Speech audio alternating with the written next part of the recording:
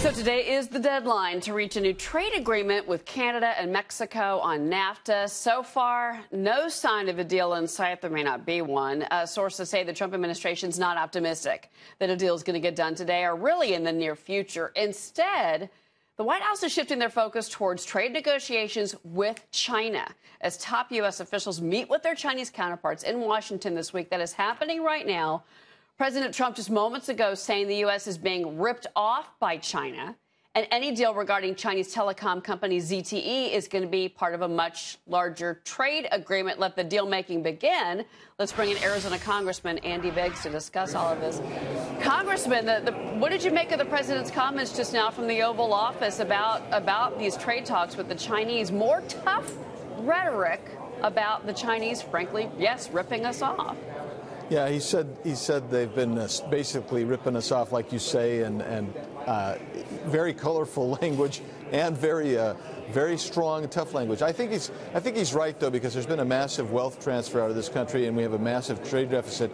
And I hope he's going to multitask, because while at the same time we've got to get something done with China, and I think that's going to take a lot longer time than NAFTA. But we need to also resolve NAFTA issues such as the automobiles and the point of origin of automobiles. But these are severe and serious, complex issues that are going to take some time. And I understand why we didn't make the deadline. I wish we would have made the deadline, but it's going to go on. Well, I mean, you know, we had Justin Trudeau here in New York earlier this a couple hours ago, actually, on Fox Business, talking about, you know, he seemed pretty optimistic about getting somewhere on NAFTA. But what he didn't like was the idea of the sunset clause. He was very clear about that 5-year sunset clause. Do you think that's kind of the sticking point why we don't have any news on NAFTA today?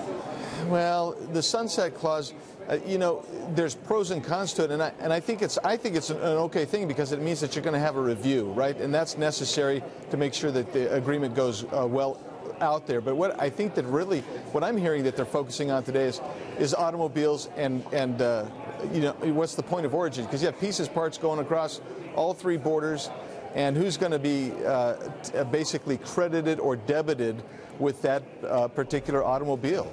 Yeah, well, he did say to our own correspondent here in New York, and he was here in New York speaking, that he is feeling positive about this. That's on NAFTA. I want to go back to China with you, because the president made some really interesting comments about ZTE. Of course, that's the telecom company that right now is out of favor with the United States because of and we've heard multiple analysts and congressmen and senators say that they believe that ZTE is a national security risk. It's another way for the Chinese to spy and steal intellectual property from U.S. companies and spy on Americans. That's the rhetoric, if you will.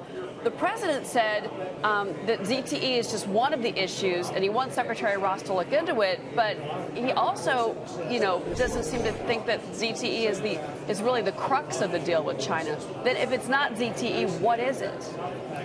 Well, I think overall you're looking at everything from steel to actually even concrete. I mean, you're looking at a broad-based package, because we are so interlocked with our economy now. I mean, even ZTE, as the president pointed out, we've got American companies manufacturing parts, sending them over to China. They're manufacturing and then final manufacturing, bringing them back. And it looks like maybe so they could spy on Americans. And so that's a big problem. I mean, and so that's going to go on. That's going to be a big issue. Ask anybody in the intelligence community. They do not touch anything that has a ZTE mark on it. I want to talk about the other issue here. You know, this tit for tat with China, this is difficult. And I know that that delegation from China was on the Hill yesterday and today. They've met with Orrin Hatch. They've met with Congressman Brady. What are you hearing about, what is kind of as far as Congress goes in general, what have you heard as far as the reception on your end from the Chinese and their overtures to congressional leaders in the last 48 hours? Well, I think things are going well. I think that there's an open dialogue that's going to happen, and I think everybody's being very gracious, both sides.